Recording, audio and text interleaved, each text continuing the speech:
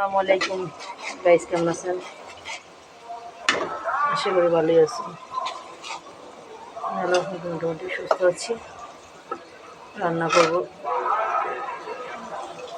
ওখানে বায়না করে বুঝতে ছাড়া খাইতেছি না। মুরগিও নেই, যে বন্যার কারণে মুরগি আনতে পারিনি। দোকানপাট মানে এসে ঘুরে না। গরুর গোস্ত দিয়ে গরুর গোস্তি রান্না করবো। অল্প করে কাটালে বিচি রান্না করবো গরুর গোস্ত দিয়ে। বোনে আবার একটু গোস্ত দিয়েছিল, রান্না করে বেশ নিলাম। গোস্ত কোরবানি গোস্ত শেষের পথে, প্রায় শেষের পথে। রান্না হইতেছে দুই একদিন পরে পরে বা প্রতি সপ্তাহে তাক বের করতে পারতাম। আলহামদুলিল্লাহ যতটুকু খেয়েছি আলহামদুলিল্লাহ।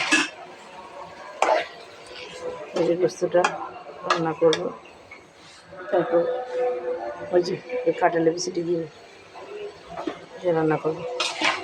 ফাইনাল লুক দেখতে পারবেন একটু পরে, দেখতে থাকুন।